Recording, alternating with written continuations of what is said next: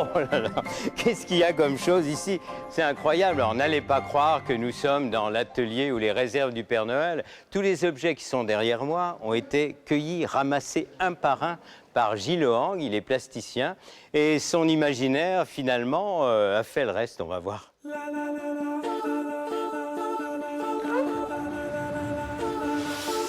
Volutes, arabesques, fantaisies, formes libres et capricieuses, le monde des objets laisse sa place aux traits estompés. Durant l'hiver, Gilles Hoang change de tempo et redonne sa place au dessin, lui qui était créateur de décors de théâtre, c'était à Paris. Dès le matin, au café, il y a déjà un mécanisme qui se met en route par rapport à l'objectif. Le thème, je parle d'objectif, c'est pas un objectif sportif, c'est une humeur. C'est comme un jazzman qui est sur un thème, qui répète son thème, après il peut improviser. Et puis après, il y a quand même l'interaction, parce que là, je pars, je sais pas où j'arrive. Nous aussi, Gilles, mais on vous suit.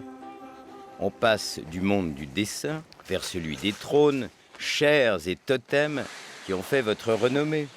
La union d'éléments, d'objets qui n'ont jamais vécu ensemble et qui se retrouvent unis pour toujours.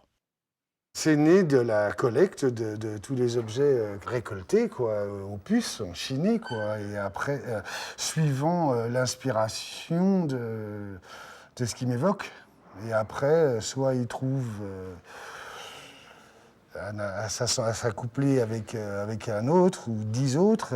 C'est de l'assemblage, c'est il y a différents bouts de bois que je n'ai pas sculptés. Là, j'ai pratiquement rien sculpté à part le bout de la corne là-haut. C'est que du collage, de l'assemblage, du puzzle. Seulement une ancienne usine de 2700 m², cela peut paraître un peu grand pour un seul homme. Alors, au crissement du fusain est venu s'ajouter le bruit sourd de la presse métallique aux commandes José Aguirre, sculpteur, début dans l'industrie, puis dans l'enseignement, aujourd'hui artiste, mais aussi artisan chaudronnier. Quand on veut tordre quelque chose qui est assez gros, faut qu'il soit chaud. Si on insiste quand il est plus à température, ça vient plus et donc faut pas forcer, faut savoir s'arrêter, faut savoir l'observer et puis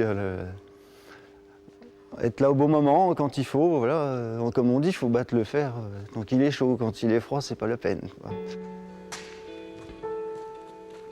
Mes formes, elles sont inspirées du monde minéral, puisque l'acier à l'origine est contenu dans la terre. Hein. Donc, à part le travail de l'homme et des éléments, du feu, il est devenu ce qu'il est, donc de l'acier. José Aguirre a réalisé des œuvres monumentales en Saône-et-Loire, à Charnay-les-Mâcons, en Suisse, au rond-point des Horlogers. Il expose à Paris et à Lausanne. Gilles Hoang, lui, est présenté à la galerie Domart, à Dax, dans les Landes. Quant à Brest-sur-Grosne, ils aimeraient en faire un lieu d'exposition et de rencontre.